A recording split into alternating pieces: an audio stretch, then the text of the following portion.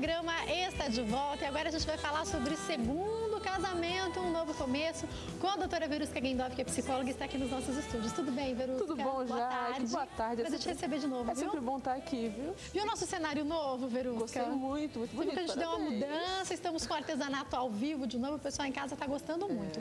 Agora, Verusca, como a gente vai falar sobre esse assunto, eu gostaria de começar com uma pesquisa que eu vi, se eu não me engano, há umas 2 semanas que saiu na mídia, que fala que, ao contrário do que a gente imagina, as pessoas elas estão se casando de novo, sim. O número de pessoas se casando pela segunda vez tem aumentado, as mulheres têm se casado mais do que os homens, mas ainda assim é muito significativo o número de pessoas que casam-se novamente. Eu queria que você falasse para nós, esse novo casamento, se não é bem tratado antes de acontecer, pode trazer os mesmos problemas do primeiro casamento? Sim, o ser humano tem uma repetição muito forte de comportamento, né? Ele tem uma tendência de repetir atividades, repetir comportamentos que podem ser negativos para o relacionamento.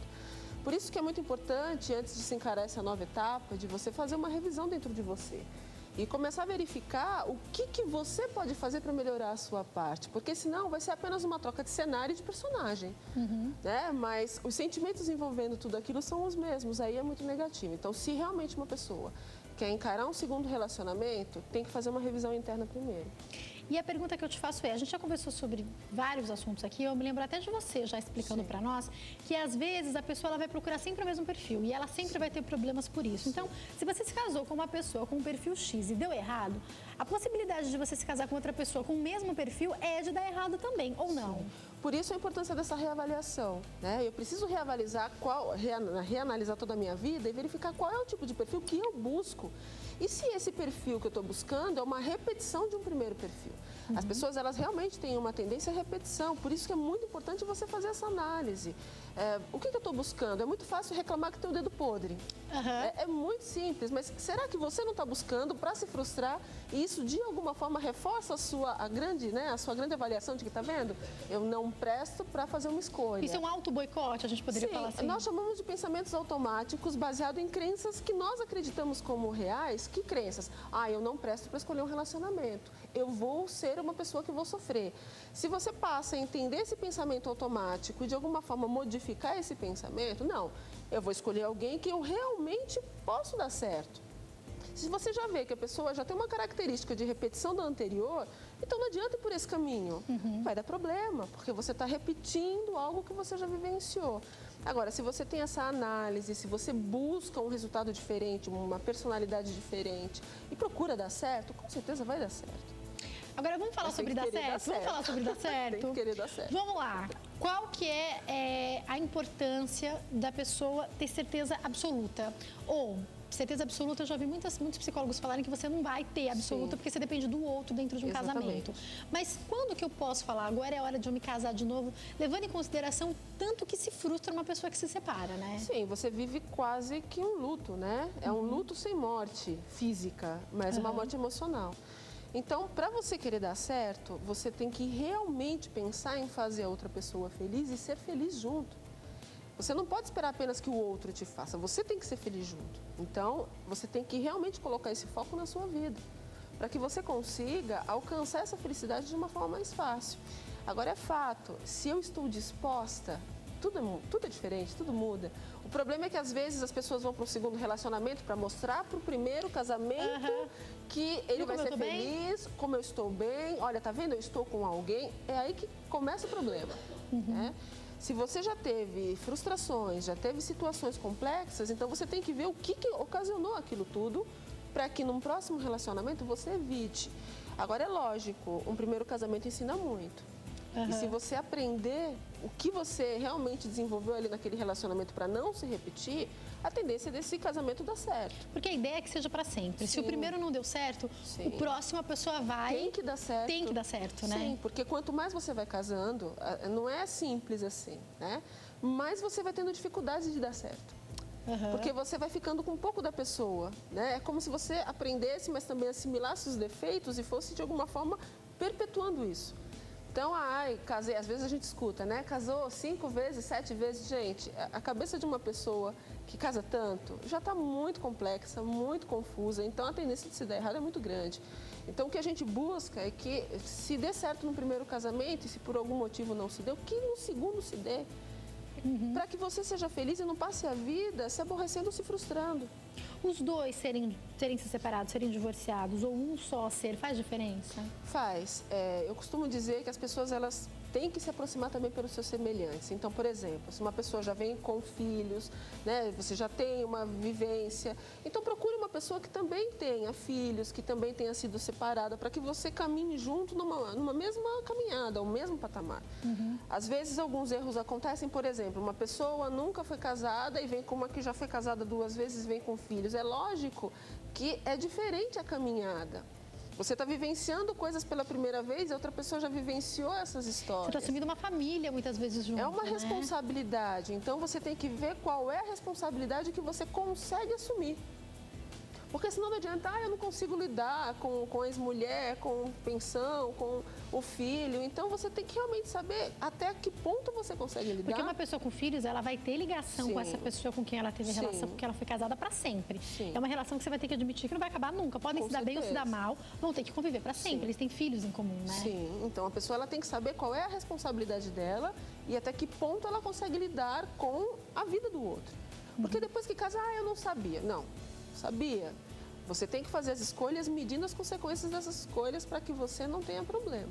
Agora, e no caso da pessoa que ficou viúva, Verusca? Às vezes a pessoa amava muito, perdeu a pessoa que amava, e aí? E um outro relacionamento? Olha, apesar de diferentes, né, com a viuvez ou uma separação natural, existe um luto. A diferença é que com a viuvez você tem um luto real. Então, você vai vivenciar esse luto de uma forma muito diferente.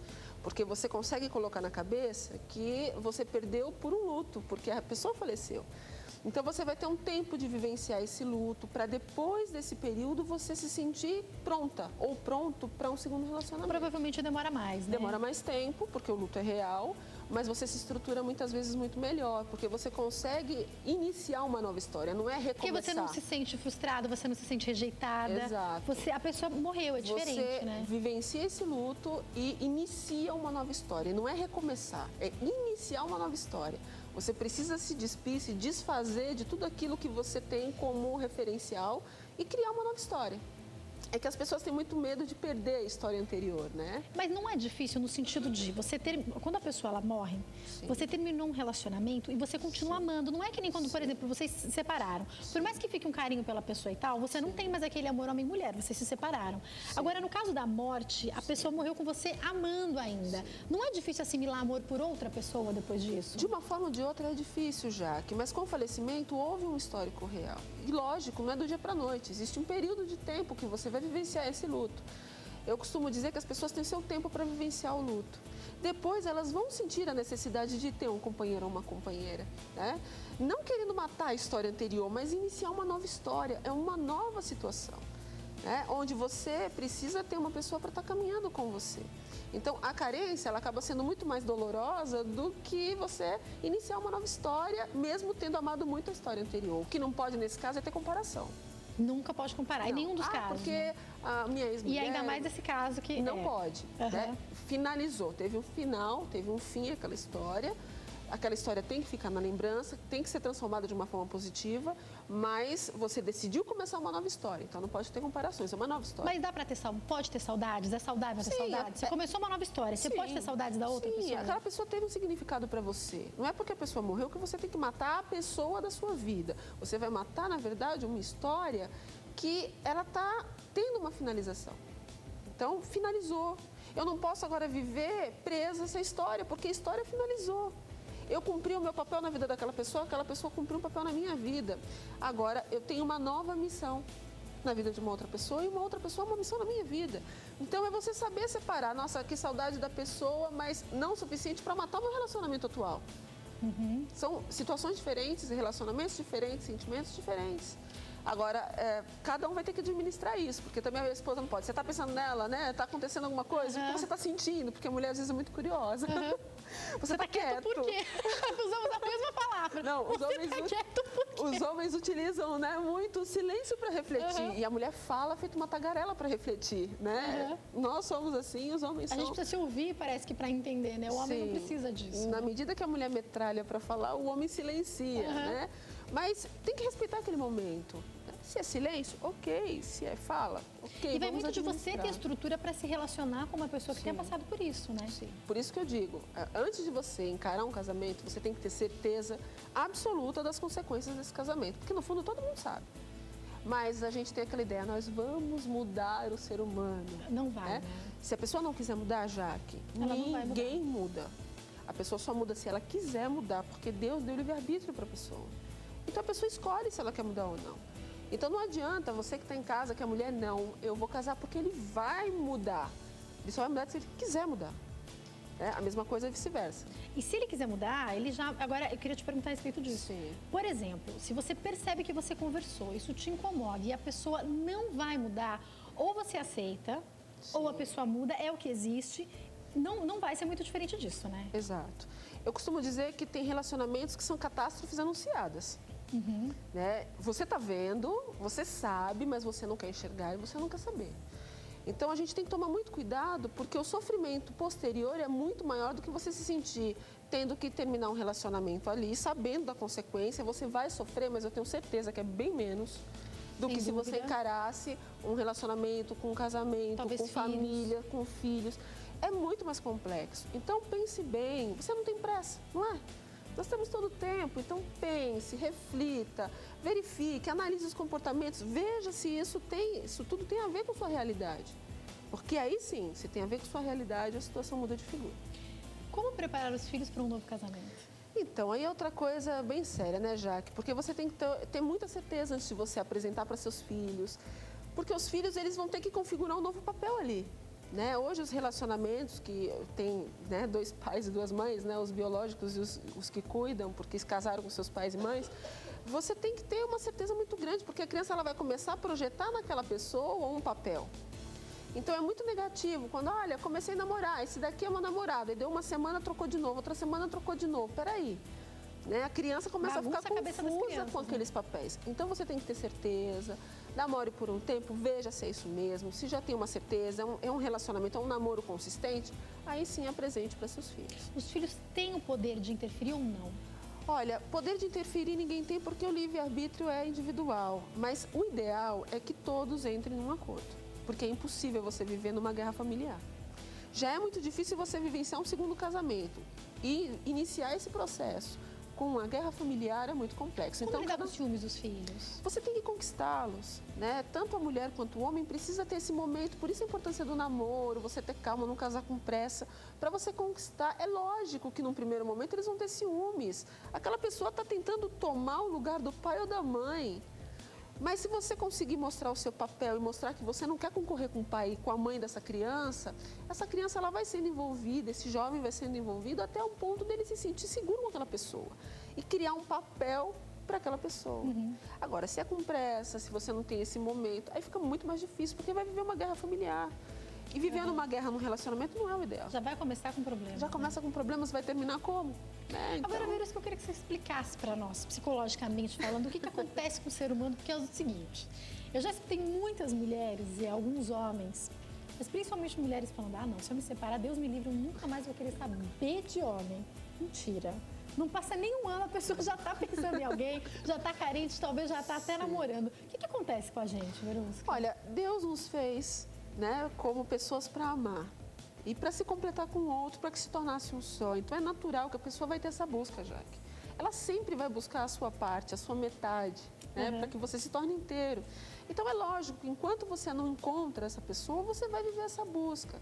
É claro que no relacionamento, seja namoro, noivado, quando você é o casamento, quando você tem um problema, você, por chateação, por frustração, por depressão, você, não, eu não quero saber, até quando alguém começa de alguma forma a te sondar, né? Porque você quer ser cuidada, principalmente a mulher, ela quer ser cuidada, ela quer ser amada, ela quer ser protegida, e o homem quer ter a sua companheira, né? Então é muito importante que as pessoas entendam isso para que façam a busca de uma forma correta.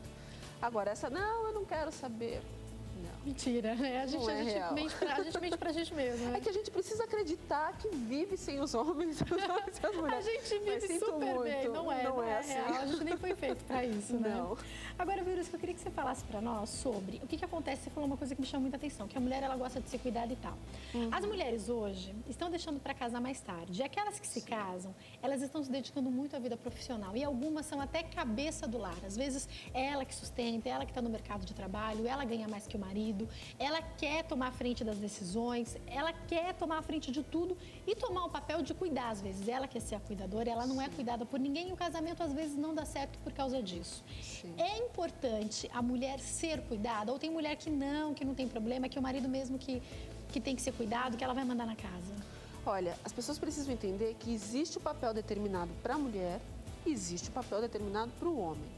A mulher, ela é afetiva, ela é emocional, ela quer vivenciar as emoções ali da casa. O homem é razão, é objetividade, é decisão. Então, justamente essas diferenças que se unem e se transformam num só. O que acontece? Não tem problema se a mulher trabalha, é importante até que trabalhe. Não tem problema se o homem ajuda a cuidar da casa. O problema é que quando esse papel é levado tão ao excesso, que os papéis se misturam. Aí o homem fica tentando cobrir o papel que é da mulher e a mulher tentando cobrir o papel do homem e aí começa a ter um conflito de papéis dentro de casa. Aí, em algum momento, essa mulher vai responsabilizar esse homem vai responsabilizar essa mulher e o conflito começa. Então, é importante que esses papéis, eles não se percam. A mulher, ela pode trabalhar, mas se ela está trabalhando um tanto suficiente para não cuidar da sua casa, para não cuidar do seu esposo, ou esse esposo não está conseguindo ter esse momento produtivo, profissional o suficiente para se sentir homem, começa a ter conflito. Então é importante que vocês tenham sim seus trabalhos, vocês tenham sim suas vidas, mas o que é prioridade? A gente não lida tão bem ainda com isso, né, Verusca? Porque você se perde. O problema está nisso, né? Então, por exemplo, uma coisa é a mulher ter o seu trabalho, né, e administrar tempo com qualidade com seus filhos e marido. O problema é quando você entra no mercado de trabalho e quer competir com um homem que é racional, às vezes, que é objetivo. Essa mulher, ela é chefe no trabalho, ela quer ser chefe dentro de casa. Porque né? o papel está misturado, né? Você tem que entender, você é mulher que está em casa, você é emotiva, você tem necessidade de carinho, pode ser presidente de uma empresa, mas você quer chegar em casa e ter o carinho do seu marido. Mas se você chega querendo comandar o seu marido como um funcionário, vai dar problema. A mesma coisa o marido. Né? Se você encontra seu marido com as vizinhas ensinando receita de bolo, vai ser complicado. Vai ser estranho, né? Por mais que seja só a receita do bolo, mas você tem que entender que cada um tem um papel e esse papel ele não pode ser perdido. Qual é o papel? Mulher afetiva, uma visão completamente ampla, vê tudo, percebe tudo, presta atenção.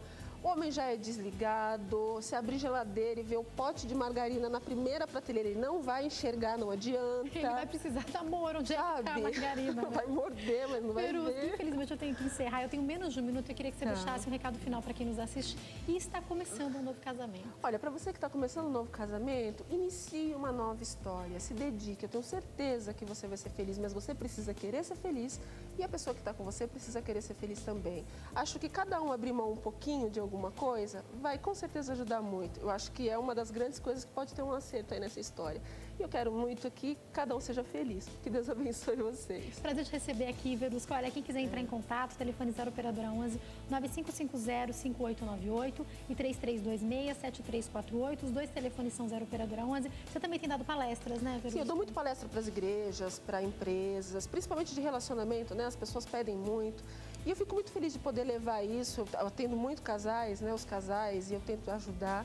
E tem o meu Facebook, quem quiser me encontrar lá, né? Verusca Gendorf, é muito fácil de me achar, do Twitter, enfim. É só colocar meu nome lá que me acha. Tá lá nas redes sociais. Muito obrigada, viu, Eu que Verusca, agradeço, mais uma vez. Uma boa tarde. Boa tarde.